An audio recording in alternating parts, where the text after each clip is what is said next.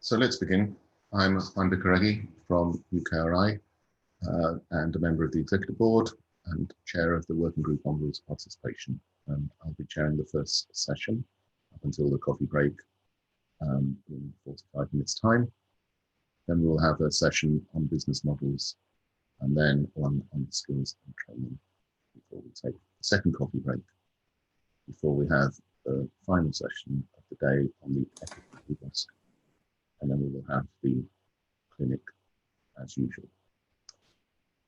So let me begin. The first session on rules of participation. I will set up my screen share.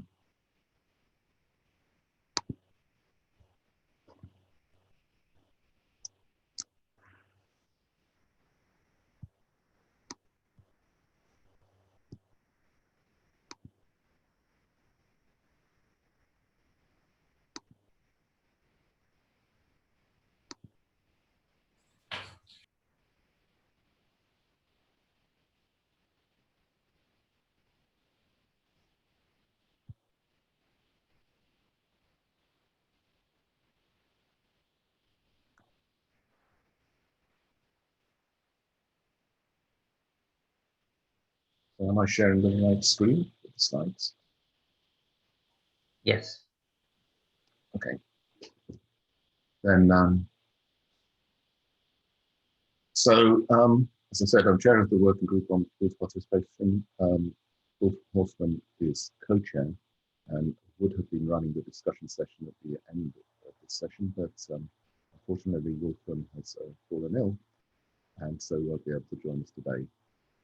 Dale is a member of the working group and will be running the Slido, the polling that we have in the middle of the session using Slido. And thank you very much, Rob Perillo from the Secretariat, who will be helping us with that and stepping in at the last minute to do that because of Wolfram's illness. So,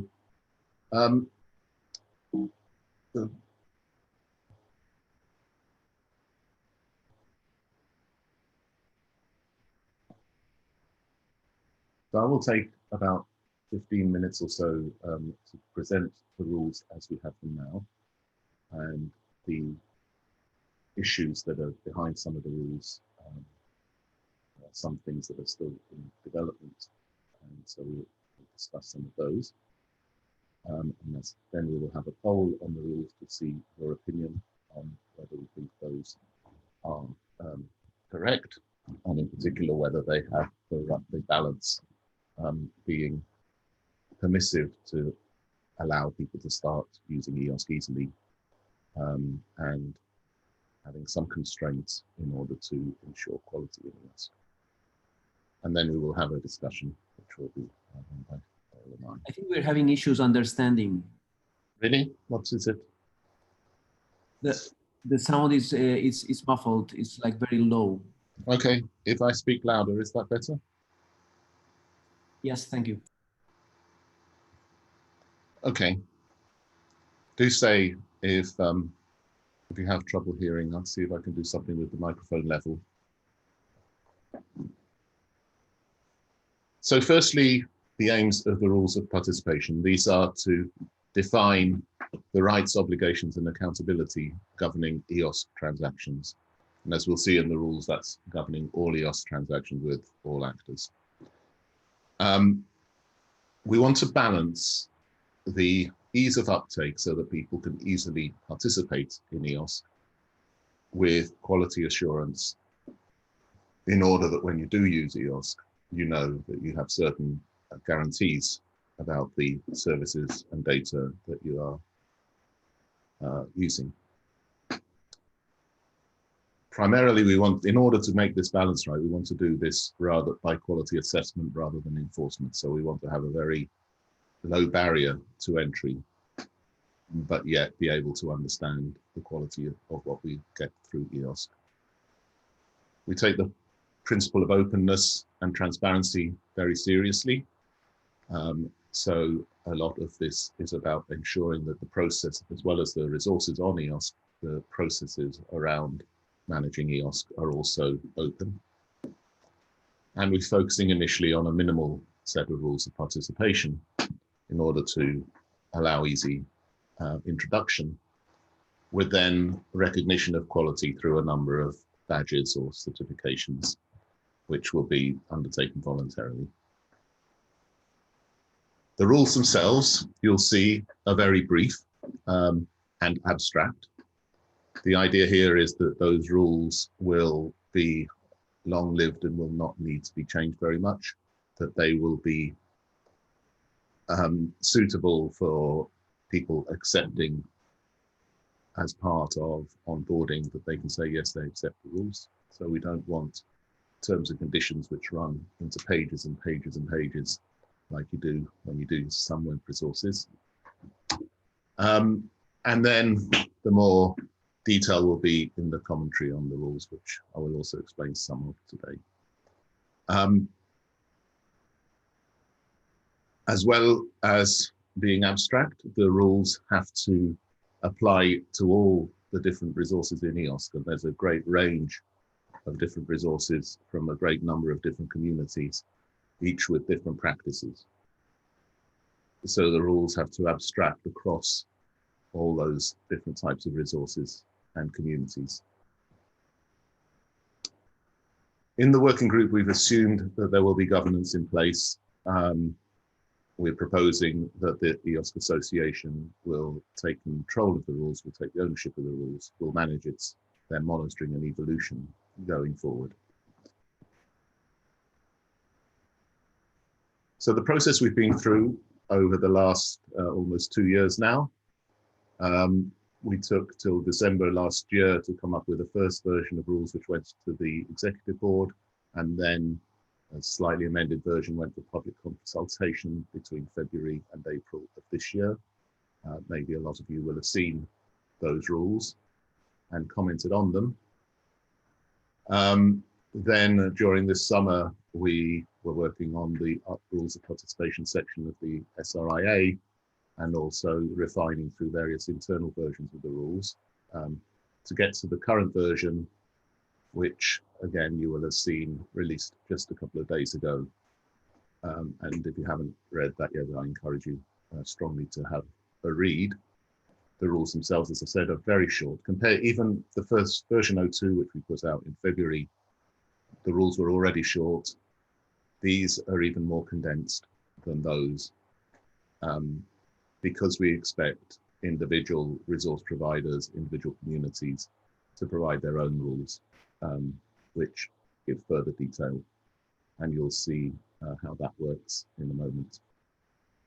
And then from here forward, the plan is to produce a final version of the rules, taking account of the feedback from today and any feedback we may receive on the liaison platform over the next few days, over the next few weeks, to have the final version ready for December, which we will hand over to the EOSC Association, whilst at the same time, of course, continuing to develop the SRIA and multi-annual roadmap.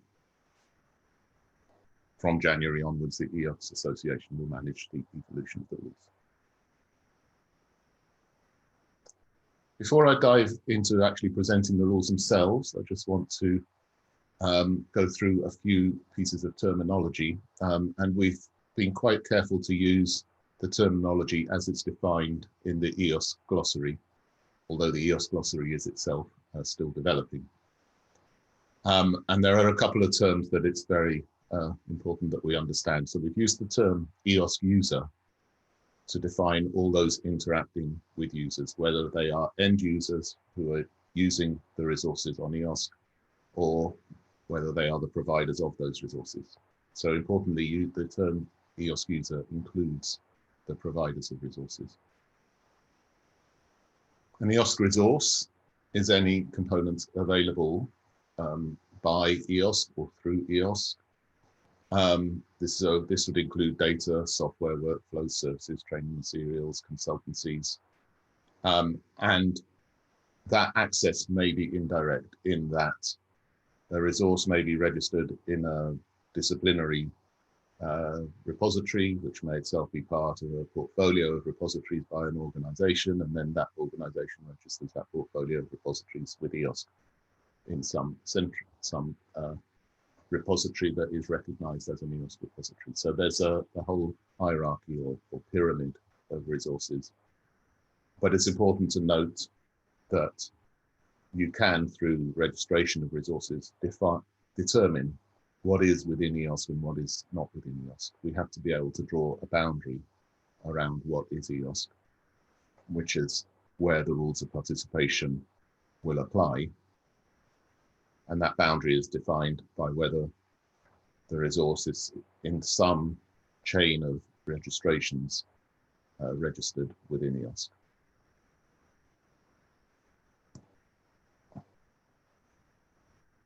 So a provider or a resource provider is a user that manages or delivers some particular resource or set of resources.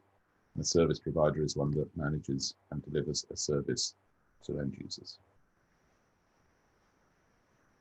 So now to go into the rules themselves, there are 8 rules now, and each rule is simply one line. And in the document, you will see a commentary on each of the 8 rules. So the first is that EOSC is based on the principle of openness, and we repeat the normal definition that it should be as open as possible and only as closed as necessary. Importantly, we define that it's open, everything within EOSC is open, and it's open to anyone. But of course, that does not necessarily mean free, and you will have a discussion in the business model session that follows this one about what should be free and what the business models around payment should be. And we also add that the rules themselves should be managed openly. So the processes around monitoring, enforcement, sanctions if necessary, and evolution of the rules should also be open processes. The second rule says that EOSC data align with the FAIR principles. And if you were following the symposium yesterday, you will have heard the session on FAIR and all the work that has been going on there. So obviously in the rules participation group, we're not going to reproduce the work, the enormous work that's going on in the FAIR working group. So here we make reference to the outputs of that group with respect to what it means for data to align with the FAIR principles. And there are a couple of documents that came out recently, which I encourage you to have a look at for that.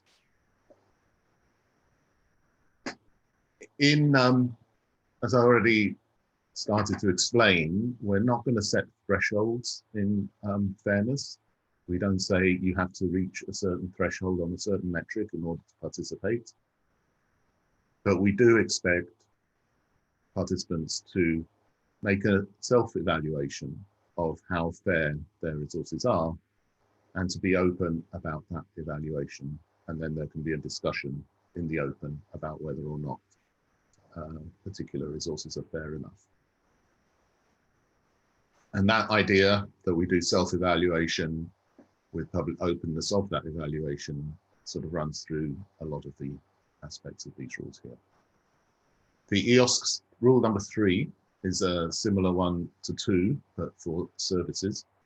And it says that the services will align with architecture and interoperability guidelines. Again, there are a lot of other work that's been going on in the architecture and the FAIR working groups, which we refer to here.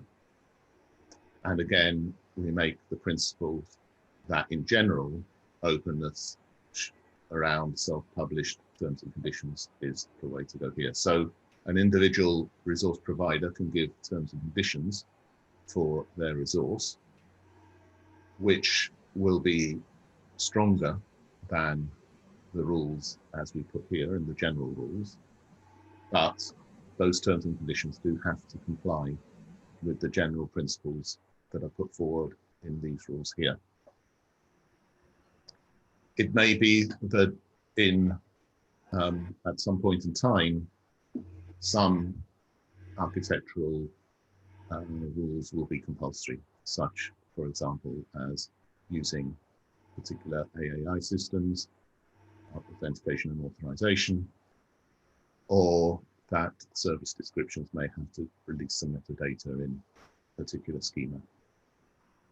But initially, those things are not compulsory. We expect that to evolve in the next short while. The next set of rules are around behavior, the behavior of participants. And the users, I should say. The first one is that EOSC is based on the principles of ethical behavior and integrity. And again, give some reference to previous work in this area. And this rule is really saying that there will be processes for monitoring of conduct and observing of misconduct and potentially imposing sanctions if required.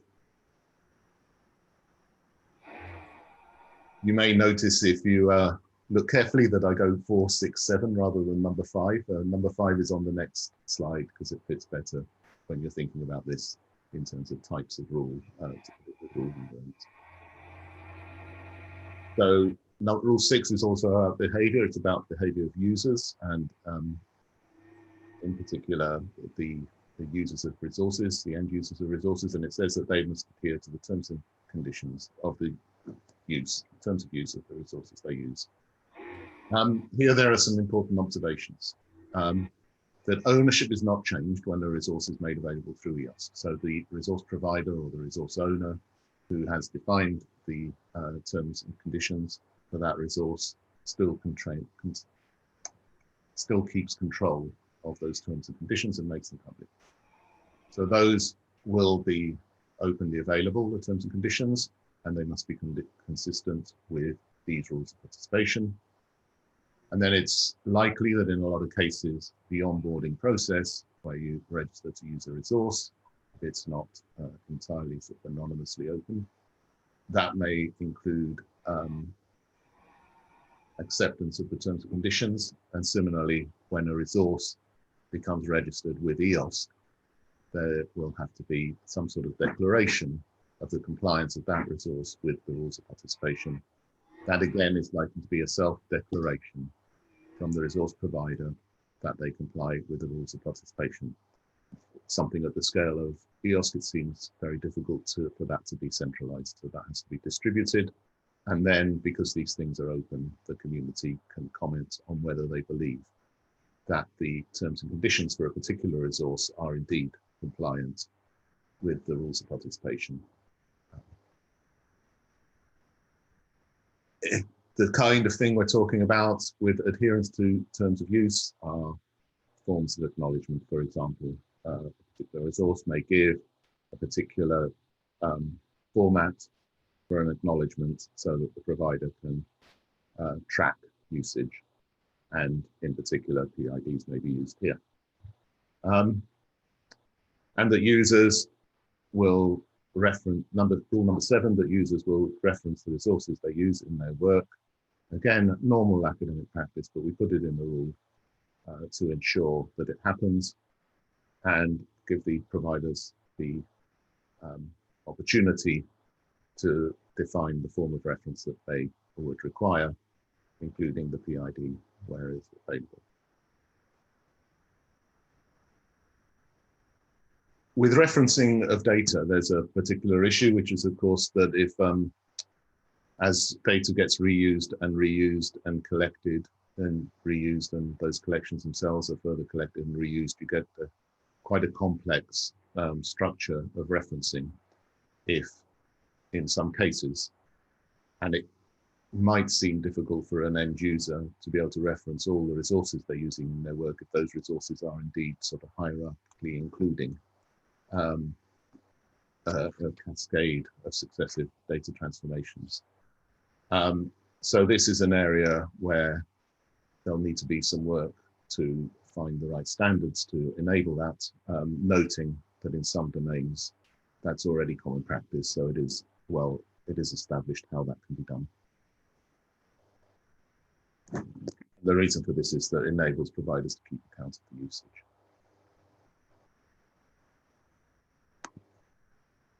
So the last 2 rules.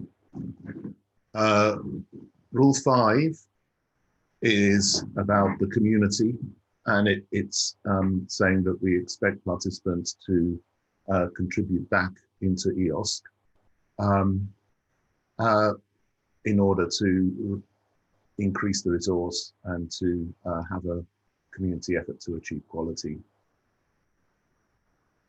So, for example, here, compliance with policies like security policies would come under this rule. And we'd also say that we expect resource providers to define and publish their own quality targets for their service. What exactly is a quality target? Well, that will depend on the kind of resource. If it's for some service, it might be around availability and reliability. If it's for data, it might be quality of the data, etc. So it is quite an abstract comment, but it's saying, again, following the same principle that we've used in the earlier rules on FAIR and on architecture, that we expect the individual resource providers to publish their targets or their metrics in the open, so the community can comment on that, and so that we can raise the quality through community participation. We also note that the EOSC itself may need to monitor and report on the usage of resources. Again, another way of raising quality would be to see the EOSC users to monitor. They might publish whether the reliability of the service, for example, how much uptime there has been and how much downtime, for the users to assess whether the quality targets are being met. For some resources, where there are a large number of equivalent resources, these things can be important in order to raise quality. For other resources which are more unique, maybe it's a different kind of quality, a different kind of target that will be in place. And then finally, the last rule is about the fact that the participation in EOSC is subject to the policy and legislation of the European Union. Seems natural. Even though we expect participation from across the globe, it's obviously a European initiative. Individual, local, national legislation is always going to apply, of course, with the usual conditions of subsidiarity. So that is all I wanted to say by way of introduction. Now we can move on to the polling, and I will hand over to Dale to explain how we will do that. Thank you, Juan. Good morning, everybody. So I'm just going to paste into the chat again the reference for Slido if you haven't already seen it and found your way there. What we're going to do is open a number of short polls. You'll soon get the hang of it. So Juan has just run through the 8 rules that we're proposing. There's a question for each rule, and then there's a 9th question at the end. There's actually quite a lot to get through in the time that's remaining, so we'll need to go quite quickly through. So the first poll is open. Rob Carrillo is helping us. He's going to be sharing his screen, so we'll be able to see how the polling is going, how the voting is going. And at the same time as that, in parallel, there's obviously the Q&A panel. I'd like to encourage you, please, to post not just questions, but also comments on the rules in there as well, please. So the first poll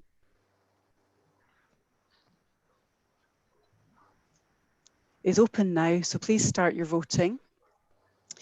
The first 8 questions all take this same format. So what we're looking for, as Juan mentioned, is really we want to sort of see, just try to gauge your feelings about the rules as we're proposing them.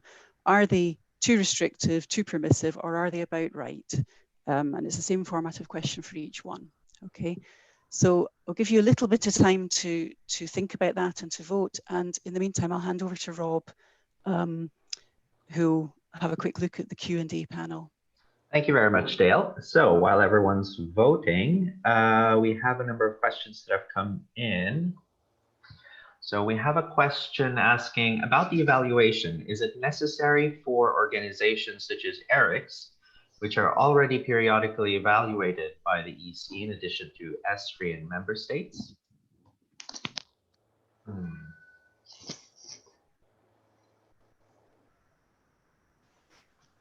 So I think, if I understand the question correctly, the approach here is that the resources that the ERICs are providing will be registered in a one-off registration process, so that all becomes part of EOSC in one move.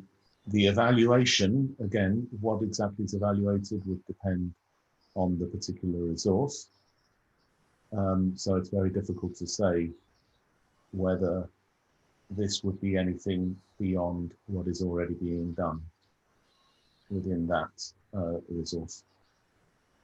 So I don't imagine there being anything extra if there's something already in place.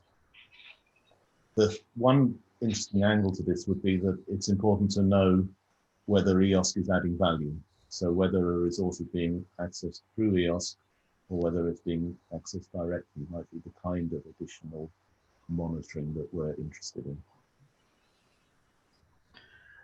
Okay, I see we have more than 70 votes at the moment for the current poll. Yeah, thanks everybody. So I think because time is short, I'm going to close that poll and move on to the next one. So thank you for your votes there. And it's interesting to see that the overall majority quite strongly was that it was about right. So moving on to Rule 2, EOS data align with FAIR principles. Please get to work voting on that one. And in the meantime, we'll see if we can maybe fit in another question. So I'll hand back to Rob. Okay, let's see. Second question, shouldn't e-infrastructure resources be included as EOSC resources? The Iron Lady report includes them.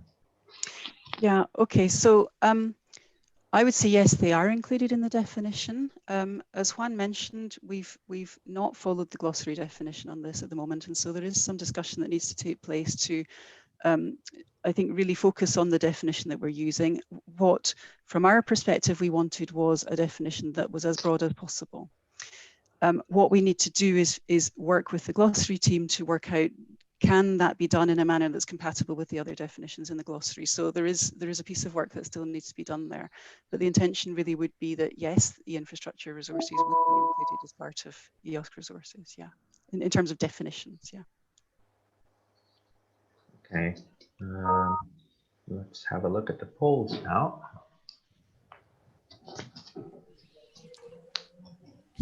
Yeah, okay, so again, we've got a firm majority saying that this rule is about right.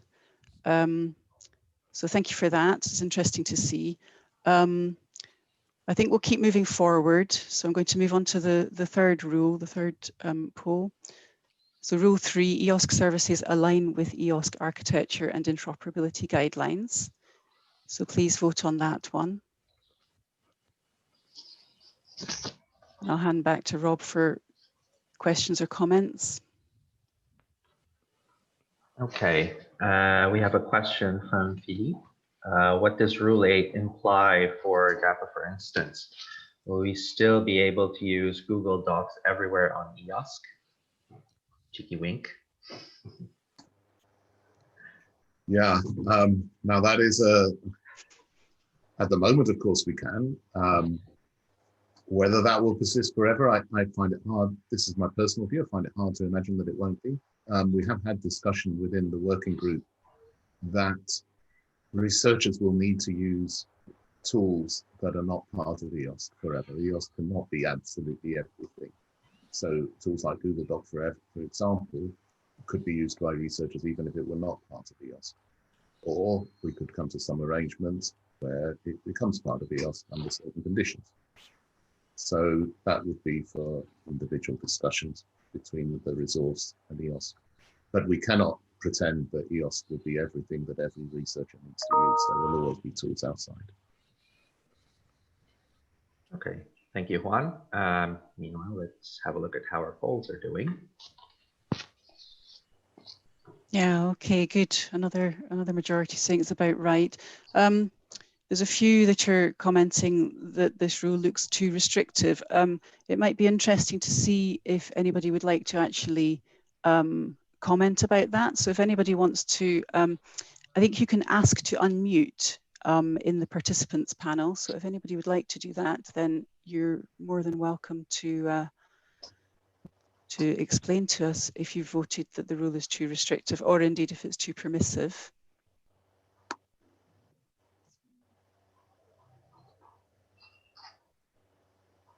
I don't think I can see anybody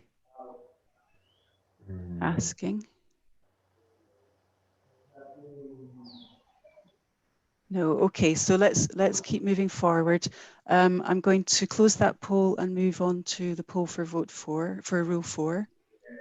So please get voting on that one. EOSC is based on principles of ethical behaviour and integrity. Can I just say, I can see that there are some comments going in the chat. I'm not reading them just now, I should say. I'm looking at the Q&A in the Slido poll. So if you want to, please feel free to move your comments into the Slido Q&A. But we'll obviously look at your comments in the chat in Zoom as well later on. Okay, so again, the voting for Rule 4 is looking as though the people think mostly that the rule is about right. Let's just give that a little bit longer though. So I'll hand back to you for just now, Rob. Okay. Right, so we have a question. Would EOSC make a difference between self-declared and verified compliance?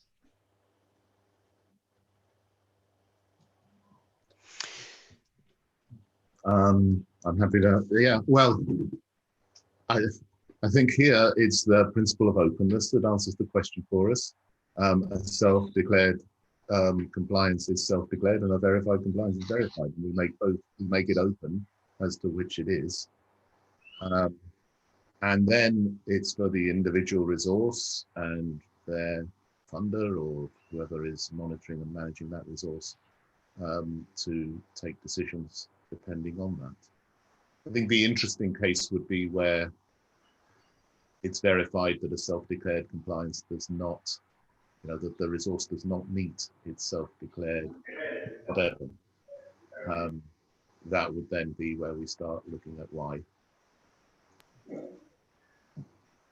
Okay, meanwhile, I see that Owen is raising his hand. Perhaps can take the floor. Is it okay if can you hear me? Yes. Just to answer that last question, to kind of follow up on what Juan said, the plans for next year for the next round of projects, we're trying to balance scalability with quality. And I think we all think that self-assertion is probably the only way to ask people to comply to things, because we won't have infinite teams to check and we expect a very large number of resources. So I think the plan will be self-declaration and then some post-facto checking by the people involved in validation to see whether that self-declaration appears to be correct. But this is kind of a resource and scaling question. And I think this is probably the safest, most reasonable approach we can take for now. If we could check everything in advance, that would be great, but we would raise the barriers to entry way too high. Thanks, Owen. Thank you, Owen. Switching back to the polls now. Yep. Okay, so Rule 4, again, the majority vote is that the rule's about right. Thank you for that. So I'm going to switch on to the vote for Rule 5 now.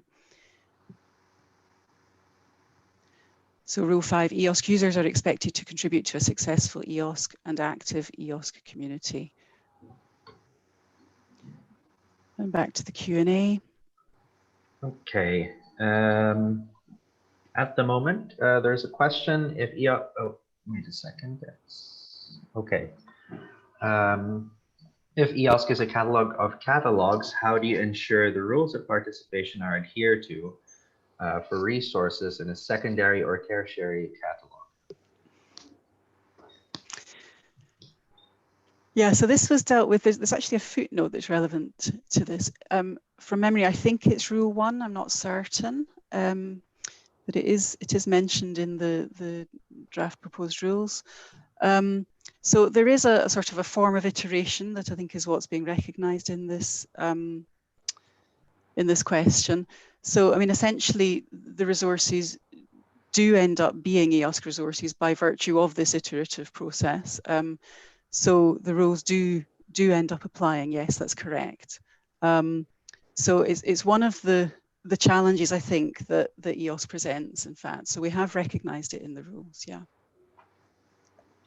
Yeah, and it follows logically that if the first tier of resources say that they comply, if everything goes well, the first tier say that they comply with the central rules, indirectly they are therefore saying that the terms and conditions that they put on the resources underneath them comply, and that cascades all the way down.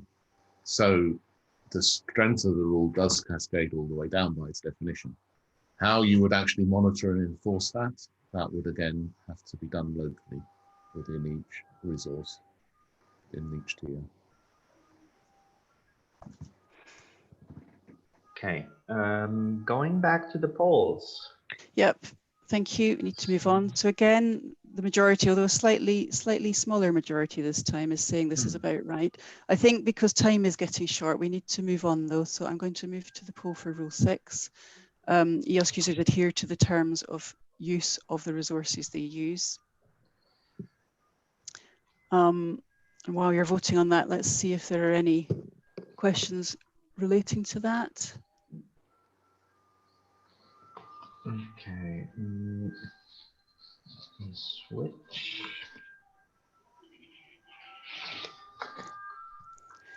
I see there's one from Françoise Genova.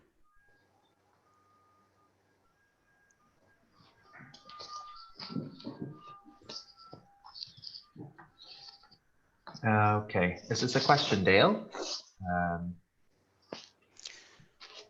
Let me read it. For resources to be accessible not through EOSC only, statistics of usage used in quality assessment should use the full statistics, not only those through EOSC.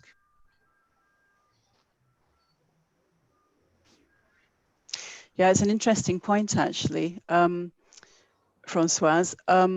So the quality assessment, the statistics, they would all still be to be developed in the future, as you know. So exactly what metrics and monitoring there will be in the EOSC has got to still be defined and developed. I suppose some resources will already have their own monitoring and their own metrics attached to them. Some probably will have almost none or absolutely none. So being able to draw on something that already exists is certainly helpful. Of course, both statistics are interesting. You know, for the resource provider, it's interesting they need to know what their full usage is, for example. But it would also be interesting to know whether some usage is coming through EOSC. And so I think we have to collect both sets of metrics and make both of them open. And then we can judge what is working well. Okay, I see that the polls have more than 60 responses. Switching back.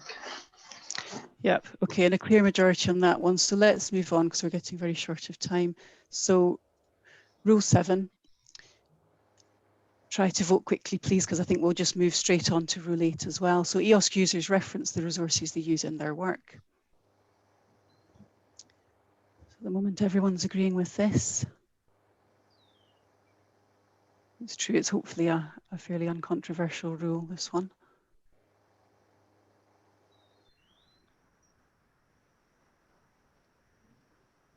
Yep, okay.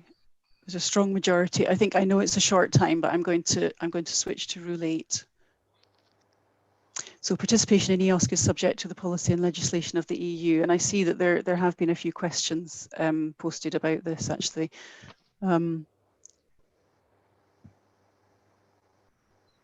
We might just have time to take one if we can find one of them again.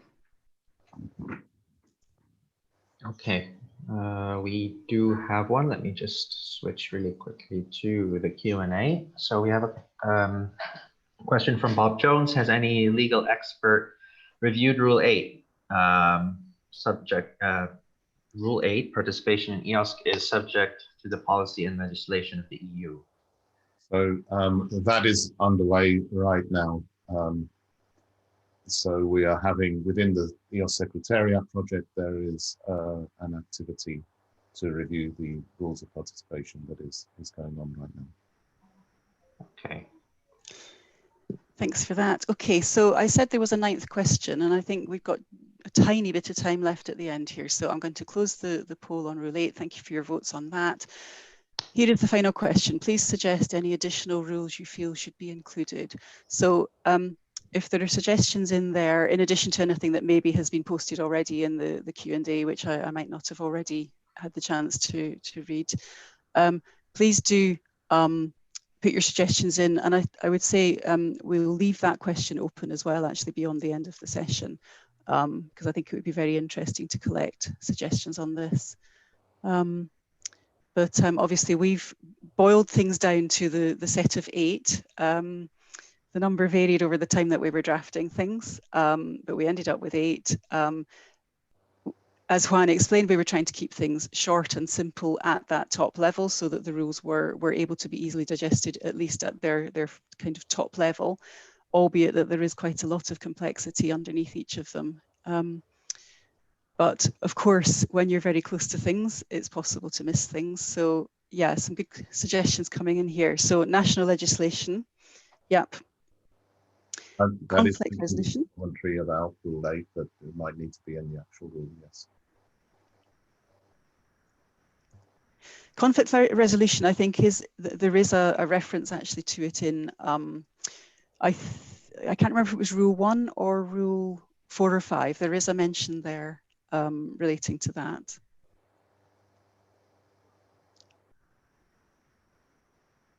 Protection of information. So we take the assumption in the rules that we don't need to repeat things that are in either national or European legislation. So by just in Rule 8, we capture the fact that all the activities have to fit within all the regulatory frameworks that are applicable. So protection of information would be one of those, I think. Yes, and there's a nice comment here. EOSC will prioritise and strongly encourage open content service providers and content that has terms of use that promote openness. I think that's a very nice comment.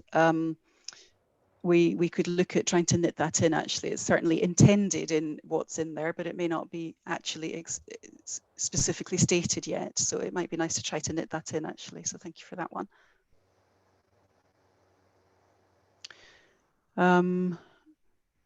At the top, we've got rules dealing with non-EU funded resources and infrastructure that cross EU borders. Yeah, it's a very interesting point. We could look again through the rules to just see, does there need to be something in there specifically, or is it already covered with what we've got?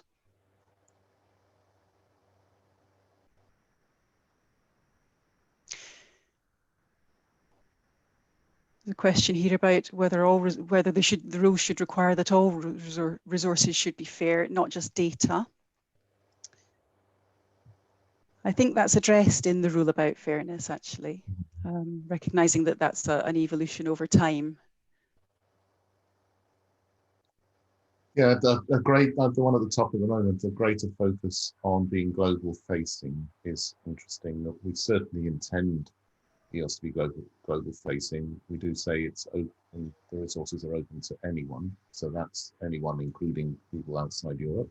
And we would also welcome participation by anyone outside Europe as providers. So I think it's certainly in the commentary of Rule 1 where it says everything is open to anyone. Yeah, and I think this is also of relevance in terms of the application of EU regulation as well. I think we may be over time now, Dale. So please keep those comments coming in. We will certainly consider them in the group. And we'll also be at the EOSC clinic at lunchtime today.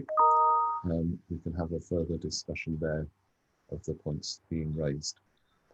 So thank you all very much for listening and participating. and we will perhaps talk to you later on today.